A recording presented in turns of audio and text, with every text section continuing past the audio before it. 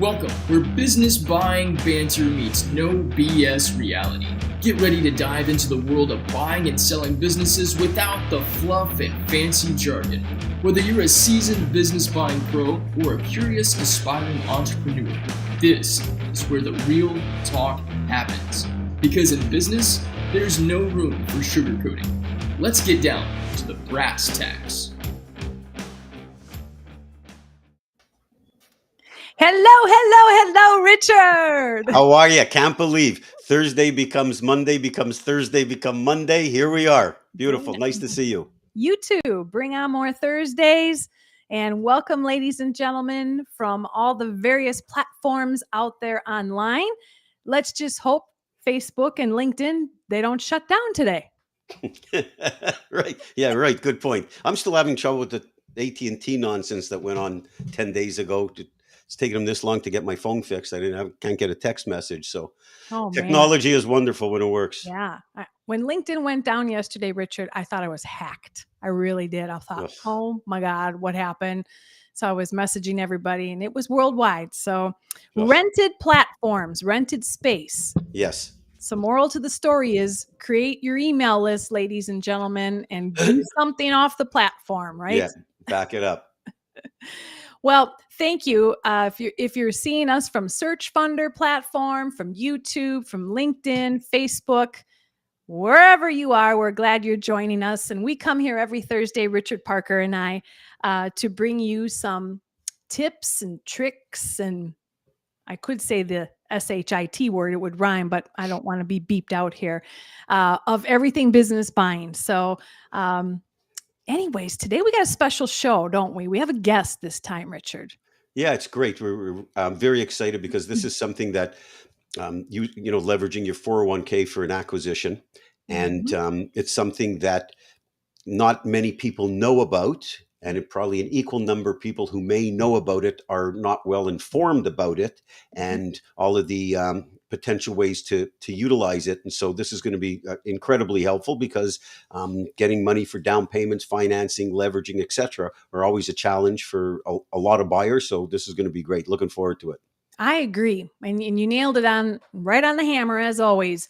I nailed it right on the hammer? Oh my God, I said that wrong. The hammer on the nail. Okay, perfect. Thanks for correcting me. Oh my God. No problem. But yes, eligibility of down payment when it comes to business buying, it's not just about the liquid cash, right?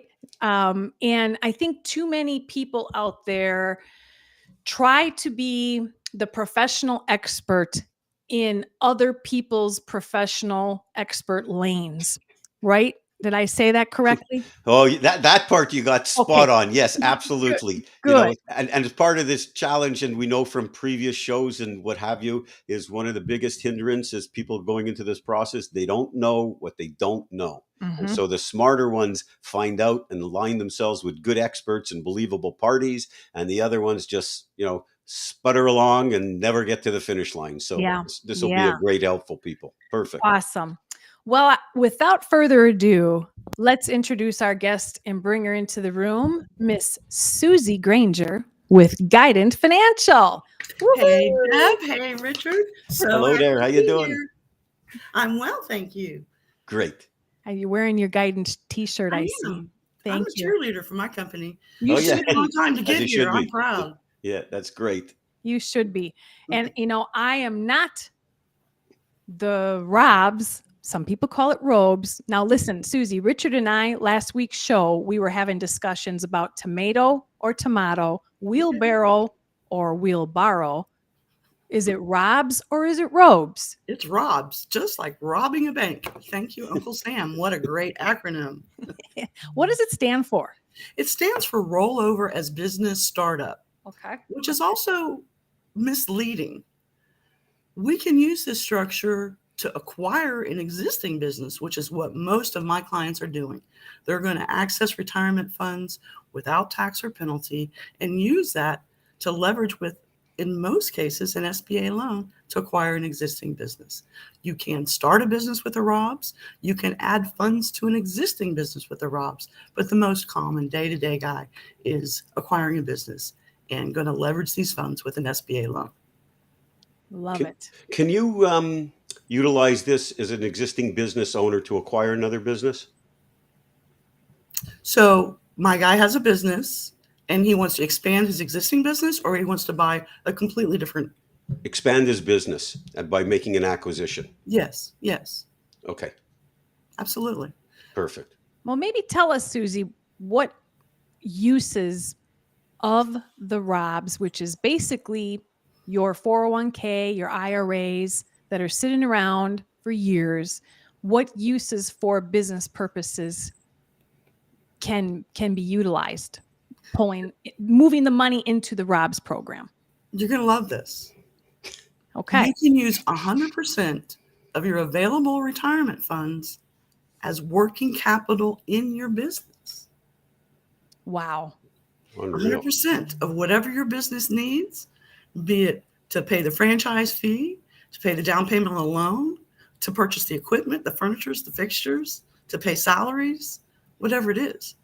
Instead of investing in somebody else's company through your 401k, a ROBS gives people the opportunity to invest those same dollars in their own company where they have control of the outcome. I love that. Now, what about, I'm familiar with Guidance for 20 years, as we talked about briefly before the show. I know David, you're a founder since he started, and well aware of plenty of buyers who've used your services. Everyone's always thrilled in the early days, and people were a little concerned as far as getting, the legalities of it. And that was a little bit of a couple of years to that everybody started getting very comfortable with, and there was no clawbacks and all of that. And I'm sure you get this question all the time. I have some familiarity with the answer, but individuals, and it fits well with the entrepreneurial spirit when people say, well, I'm a little concerned, that money is for retirement, obviously. And does it make wise sense, even though you just said, investing in yourself, the risk that may be involved in acquiring a business, and then you add on a layer of risk with using your retirement funds to complete that acquisition. So what do you say to people in those situations who express some concern related to the risk piece? That's a fair statement. And maybe a ROBS isn't for everyone, but if somebody has access to those funds and wants to get their deal done, it's a great opportunity. But I think it's a great opportunity regardless, because you're not depleting all your retirement funds. Your retirement plan is buying stock in your company. So if your company is successful, that increase is going into your retirement plan. That's the return on your investment. I want to set the table with a little example. He's going to help us today, okay? Mm-hmm. Right. Meet Pizza Guy. And Pizza Guy has $95,000 in an old IRA. Clearly he wants to buy a pizza shop. The fee for us to put this whole thing together, and we haven't even talked about what it looks like, but to do the whole structure turnkey is right at $5,000. It's $49.95. I'm bad at math. We're going to roll it up to $5,000. And here's the first point of compliance from the IRS. Pizza Guy's got to pay that $5,000 out of his own pocket. And it cannot be reimbursed in cash once it makes its way into the corporation. But he can and will receive an in-kind stock exchange. Pizza Guy just got $5,000 of stock attributed to him individually. And then we're going to set the structure up, and he's going to roll his money from his old IRA into the new 401k, and that's a qualified rollover. No tax, no penalty. And then through the 401k, he's going to invest not in somebody else's company, but in his own corporation. So the dollars are now into his corporate account. And in most cases, as a throwdown number, we're going to use $10 a share. Right. Well, what happens if eventually this stock is worth $20 a share? That return on his investment is going to be within his 401k plan. Right. And when he sells his business, those dollars will roll out to an IRA away from the company. So let's keep Pizza Guy in mind. He's going to help us quite a bit, okay? That 95 to 5% split. It's not always a beautiful percentage like that, but it's something close for most of my clients. Most of my clients are only going to invest hard dollars, the amount of fee that they're paying us, and the rest of the money will be coming from a retirement plan or multiple plans. So Pizza Guy is going to help us. So first is, could we get a pizza? That's question number one.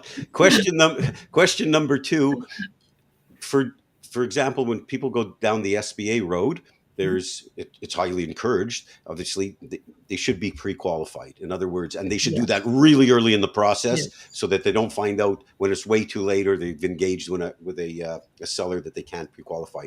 How does individuals who want to explore this possibility? Is there a pre-qualification? Obviously, if you have a retirement plan, pretty much it's going to qualify. Sounds like, but.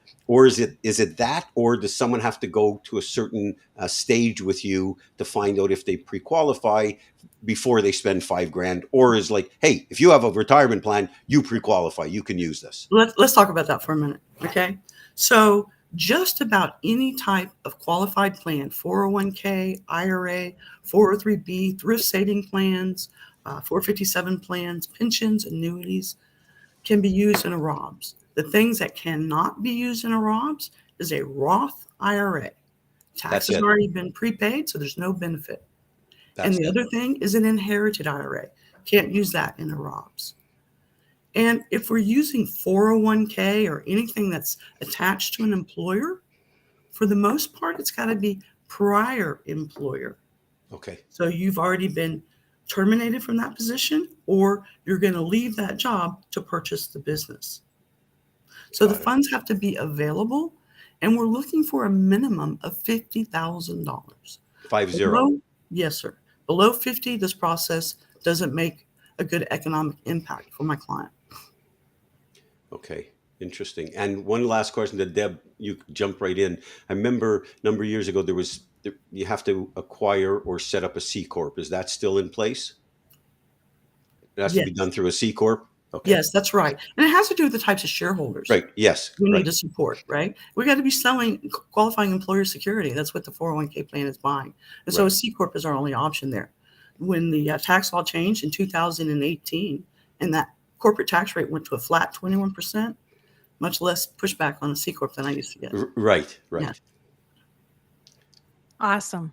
That was one of my questions. So thank you for bringing that up, Richard, about the secret. My pleasure. That's why I'm here. Just part of it. That's why you pay me the big bucks, Deb. You walked right into it. So, so Susie, I'm thinking back to my days when I was working at the banks as the direct SBA lender. Now today I source all the different banks for my buyers, but back when I was working at the banks, there were banks that wanted to work with only Rob's companies known as Guidant, and maybe one other. That's a big one.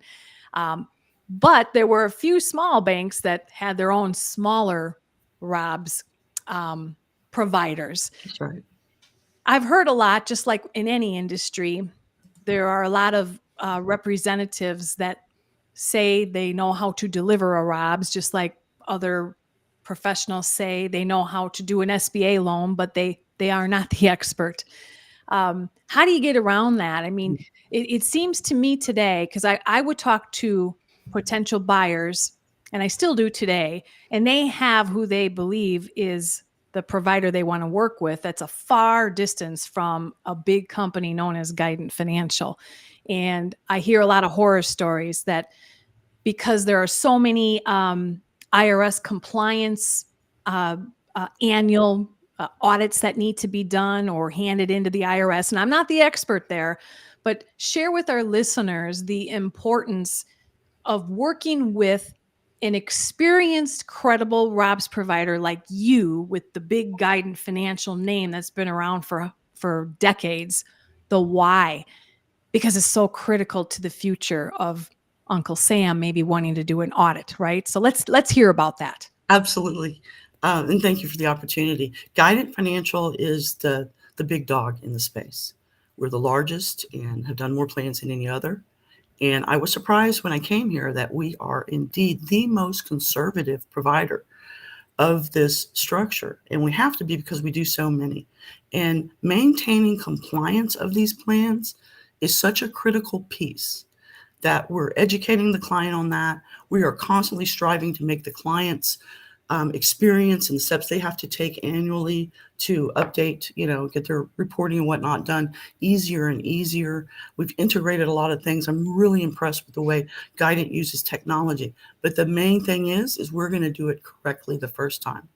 So when we're using an SBA loan, there's a ton of documentation that has to be collected to keep the ROBs compliant with the SBA's rulebook or the SOP. Mm-hmm. And as we go along our process, we're gathering this documentation. Those documents collectively are called the SBA waiver packet. And Guidant produces that waiver packet with a beautiful bow. I'm so impressed that this information is as quickly as possible given to our lender so they have everything they need to get this thing to go through underwriting quickly. Mm-hmm. We've got various channels here at Guidant. I really appreciate the way that we're structured. I'm in professional services like SBA lenders. There's another account manager on that side with me. And then we've got a huge franchising vertical as well with account managers on that side. And then we have added a bookkeeping, accounting, and tax vertical. Very great pricing. I'm really impressed with how that's reachable for our entrepreneurs. But the whole idea there is to help get them on the right foot right from the very beginning. Super helpful for our entrepreneurs. So just that we can take this from a full holistic approach of not just this one transaction, this one point in time, but we're going to be partnering with you moving forward. Now, you may not want to use this for your accounting, and that's fine. But when it comes to the compliance component, not only are we going to handle all of that, but we're also going to provide you with IRS protection, audit protection on the plan itself. I love that. Do you go into, any qualification process? I have two questions. One, do you go into any qualification process related to the business? I do. Okay. It's got to be something that's appropriate. So something that's appropriate for an SBA loan is appropriate for a ROBS. Got it. And okay, so no dispensaries. Right.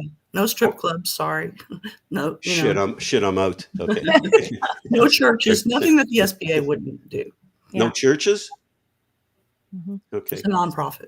Mm-hmm. Now, how long is this process from beginning to end? You bypass a lot of the challenges related to an SBA loan because by and large, you've outlined that people qualify if the plan that they have in place is qualified. But from the beginning to end, for you to get this done, application done, funded, etc., how long is a buyer facing? It's a 30-day timeline for most states. Wow. Okay, that's great. From engagement to dollars in hand. If you're in California, it's going to take a little longer, maybe 2 weeks longer. Typical. If your funds are coming out of something easy like an IRA or an available 401k, 30 days all night and day. If it's coming out of a thrift savings plan, I like to give this warning, dollars come out of there very slowly. I like to add 6 weeks to that process. So for military folks coming back in, the earlier the better. But as far as timing, the appropriate time for somebody to engage for their ROBS, it's never too early to explore and to get the education, understand how this would look in your deal. But once you've got a deal targeted and somewhat of a nod from your lender, then it's time to begin with the ROBS. How do you deal with, unfortunately, in the lower market, 50% of the deals that go into due diligence fall apart. And so what does someone do to mitigate that, where they want to go down this road, leverage their retirement plan, and ultimately the deal doesn't go through? Because they can't start putting the money back in, of course. So is this something that once everything's signed off, done, closing date is set, and then the wheels start turning, and then this is just going to be another 30 days? No, not at all. So we all know in the 11th hour, a deal can fall apart. I'm sure we've all experienced that certain kind of hell that you go through when that happens, but way too often. But so what happens next is up to my client. Some people are like, skip it. I'm going back to corporate America. I tried. I was scared. It didn't happen. I'm going back. Scurry. And my super entrepreneurs, what I like to call them, they're like, I'm just going to buy another business. Mhm. I'm going to target another deal. So even if they've executed their ROBs, they can continue to, develop a business for them to purchase and buy. And they've got, some grace there, 12 months. Got it. Thank you. Thank you. And we're going to take a break in this show right now for our loyal listeners on all the platforms. This is our Who's the Dupa segment. Are you ready? I'm ready.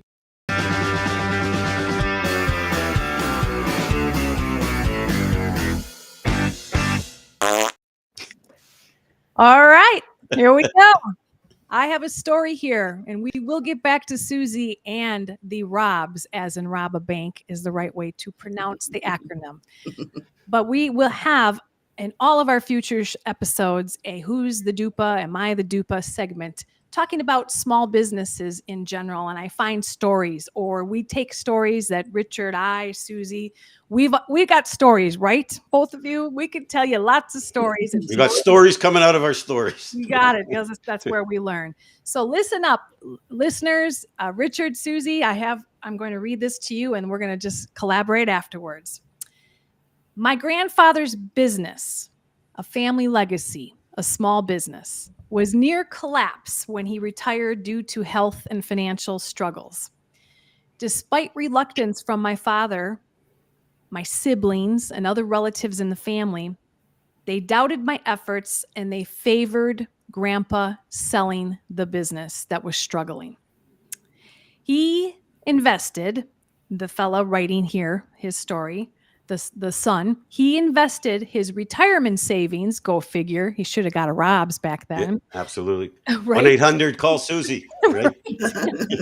So he invested his retirement savings to keep Grandpa's business afloat. Ignoring his family's skepticism, he not only revived the business, but expanded it to 3 locations, paying off his grandfather for the sale of the business within 3 years. Woo! I know.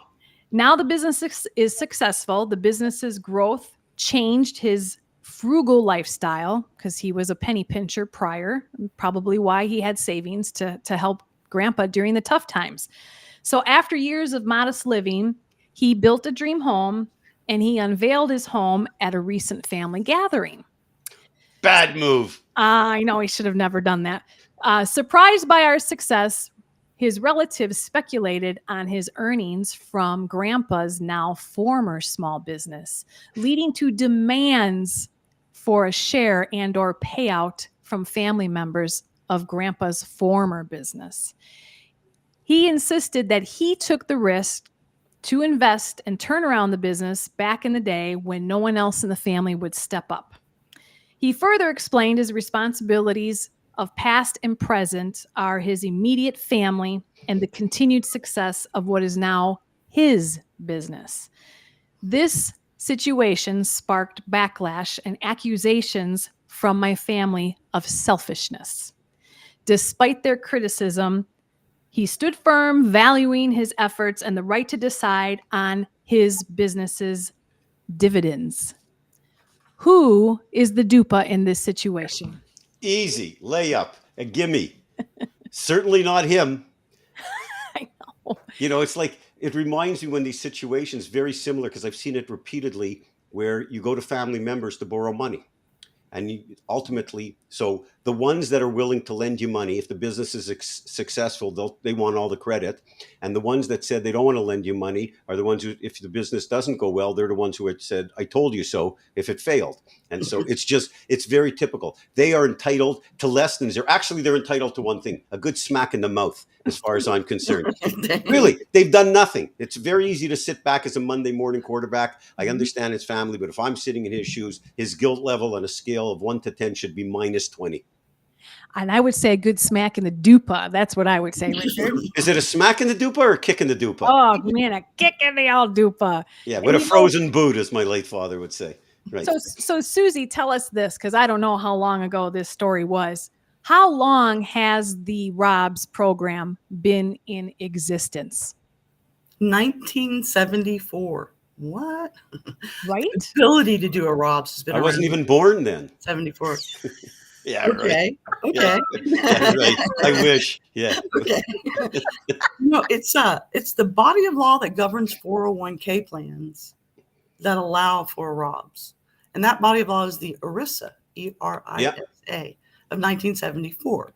And that's what was passed to take us away from grandpa's pension plan and towards 401k plans.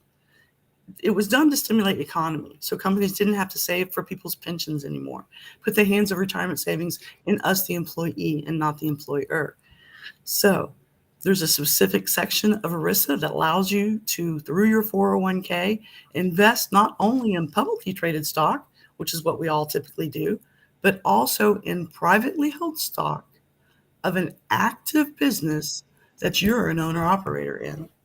So David, who founded Guidant, Mhm. because one piece of this which I find fascinating, David, who founded Guidant, recognized this particular opportunity to be able to leverage retirement plans to acquire businesses, because by and large no one had done it from 1974 until That's right. probably 2000 and Early 2000, 2000. early 2000s. So he had the wherewithal, the brains and the cojones to turn this into a business. So right.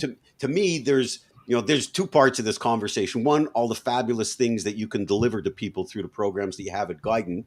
But we have a lot of entrepreneurs on the show. I'm just fascinated that this is a beautiful tale of someone who recognized an opportunity that's been sitting there for 27, 28 years, and nobody took advantage of it. He saw this and built this into a monster. I mean, that alone is a great story. I don't even know if he used this. I wonder if he used this 401k to finance the original startup, but the whole story is phenomenal. No, Dave and we have a co-founder, Jeremy Ames.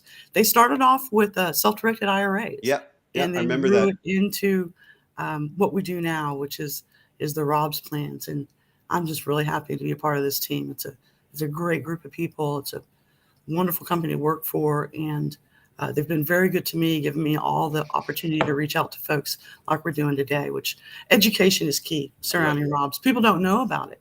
We're always taught you cannot touch your 401k, you cannot touch your IRA, or Right. you're going to have big tax, big penalty. And that's Right. true if you just cash it out or take the money, right? Right. But using a Robs gives you access to 100% of those retirement funds. And I think we talked earlier that there's a minimum of $50,000. It doesn't have to be one account. Maybe the husband has 25 in his and the wife has 25 in hers, or maybe two unrelated people. It doesn't matter. It doesn't matter how many people are rolling their plans into this Rob structure and investing in the company, and having people invest hard dollars into the corporation if that's part of the deal. Any combination, that's fine, and it doesn't affect the fee or the timing. I can't help but think of how many corporate employees out there that were seasoned for years and then they left and went to another employer and left their 401k still sitting behind at the old employer. How often do you see that, Susie? A lot. And this is the other thing I see. So I told you, 401k has to be available, but there's Right. some questions to ask. It doesn't always have to be prior employer. Let's say I worked for Bank A for 10 years and participated in their 401k. And then I moved to Bank B and I rolled Bank A's 401k into Bank B's. The portion I rolled in can come out in a Robs. There you go. And Look you're at right. that. I know. Wealth of information. You're great. Really. It's very helpful. Oh, my and goodness. really interesting. Exactly. I'd like you to give us some feedback regarding CPAs. And it's similar to what some people think about SBA. Some can't stand it, some love it. And it really depends upon who you're working with as your front end lender. That's only because they haven't met you yet, Deb. That's right. Those are the There you ones go. that'll love it. There you go. But when you talk Robs, I've spoken to some CPAs who just don't even want to talk about it. It's like, okay, well, I'm not the expert, but I know of one, and her name is Susie, and she has done many transactions, at least with my referrals, that were successful, and they are operating a business and earning a salary and adding income to their new business balance sheet and growing because of the benefits of the ROBS program. So how do we get around CPAs, some, not all, that have their own opinion, right? What I have found in my experience is that they're not familiar with it. Yeah. And just on the face of it, they say no. Okay. And then the next thing, if they consider it at all, no C Corps, no C Corps. There are CPAs out there that are still forgetting that Yes. 21% tax rate. Absolutely If correct. I'm in an LLC, everything's flowing onto my tax return, which is fine if you're losing money. But what happens if you're making profit? You're going to pay your personal tax rate on any dime of profit if you're in an S Corp or an LLC. In a C Corp, 21% flat tax. Most of my clients individually are in a higher tax bracket than 21%. For a C Corp, for most people that I deal with, that's a 19% tax savings just alone from being in a different entity type, S Corp or LLC. Could you give us maybe one or two recent funded transactions that involve the ROBS specific to purchase financing an established business? Because most of our listeners from Search Funder and all the other platforms, they're aspiring to buy a business that's profitable. Give us a story or two before we close out the show. Sure. So I love pets, and anything related to pets is a great business. So I've got a recent transaction where the people were acquiring a cash flowing, non-franchise, bougie dog daycare, grooming, the whole thing. They bought the real estate and the business. It was a fairly large transaction. I think it was 3.5. And their equity injection or their down payment requirement was 10% on this deal. So that means they had to bring $350,000 to the table. Now that deal included about 6 months of ongoing working capital. So there was going to be money left in the bank account after the deal closed, right? To support that business. But the husband and his mother, the wife she wasn't leaving her day job. So she's a teacher. That's a 403B. So her husband and the wife's mother had retirement funds. They came together in the ROBS, came up with the 350. So the C Corp becomes the borrower in this case. And my shareholders in this instance were the husband and the mom through their 401ks, and then the husband and the wife through splitting that $5,000 fee, right? Right. So it gives them a small percentage of ownership. Now that's creative. That was Great. a very successful deal. Yeah, that's great. I have an older deal that happened last year. When you're doing a ROBS, if your deal includes real estate, the real estate has to be an asset of the C Corp, which is fine. There's nothing wrong with that, but it's not traditional or historic way to do a deal with real estate. Generally, you want real estate in an LLC that you're the only member of, so you can lease that space to your operating company. That structure type is called an eligible passive company, or the LLC / operating company. That's not allowed when we use a ROBS. Got The it. dirt, the building, the business all have to be within the C Corp.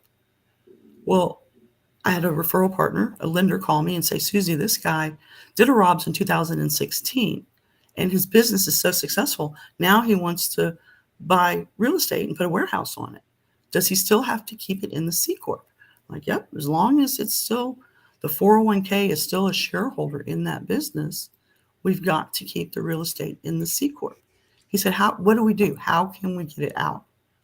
I said, well, for somebody to exit a ROBS, you've got to eliminate the 401k plan as a shareholder. Right.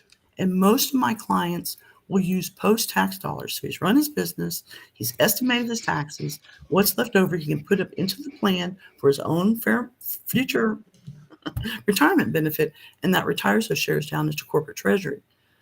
Once the plan doesn't own any shares of stock in the company, we can roll those dollars out into IRAs away from the company and get out of our ROBS. Eliminate the C Corp, no restriction for an EPCOC. So I told my lender friend, I said, ask him how much does the 401k dollar-wise still owe in the corporation? And it was only $48,000. So what this partner did was loan him enough to exit his ROBS and to do the project. which included the real estate. But he was able at that point to split the real estate out. And so when I look at my clients over time, and Deb, there's been about 6,000 of them, me personally, I just dig what we do. I dig what all of us do for small business. I really do. Did I hear that right? You funded 6,000 of these transactions, you yourself. Wow. Now that's called experience, and that's who you want on your side, listeners. Absolutely. Amen to that. I'm proud of it. I'm polypatriotic about Main Street. I really am. I love it. Wow. That's a great way to end the show on a high note. Yeah. 6,000 transactions to keep small business alive and thriving in our country. That's what it's all about. Right, Richard? Oh, absolutely. It's phenomenal. It's a great story all the way around, the whole company, things that you're able to do. There's nothing more gratifying when you're able to do something good for good people, right? I mean, that's the world that we live in, and if everybody would do that in the same way or good way, it makes all of small business, helps all the small business, makes it more interesting. So great story. And we really appreciate having you today. I know everybody's going to find it really, really helpful. So Deb, we have some good questions. Let her rip. Let's take a look here. I'm just going through. I think we're doing all right. We don't have any questions. So that's good, because obviously Susie maybe answered all the questions, or everybody needs a little bit of time to process it. So, but here's a thought: if we put up her QR code one more time, yes, if they have a question, they need to reach out to Susie. Exactly. So, there it is. Connect with Susie Granger with Guidant Financial. Honestly, I've known her and I highly recommend her. There are so many other providers out there practicing this program, but they're not 6,000 funded transactions ready like Susie is. Yeah, and they've been doing this for 20 years. So, it's all the way around. I mean, you guys have a terrific reputation. You obviously really know what you're doing. You're a wealth of information for everybody listening. So thank you for that. And absolutely, you want to align yourself with the smartest people in the room. And then you're going to when you do that with your team, it's just going to make your whole deal better. And so you definitely want someone like Susie on your team, and really, really very, very helpful. I learned a ton today. So thank you for that. It's my pleasure. Enjoyed it. You guys are a hoot. Oh, yes. Well, thank you, ladies and gentlemen, for stopping by this Thursday. We're here every Thursday on your favorite streaming platform, including searchfunder.com. This is Business Buying Banter. Deb Curtis, Richard Parker, our guest Susie Granger. Thank you, and we will see you next Thursday. Thanks, Deb. Ciao. See you later. Bye.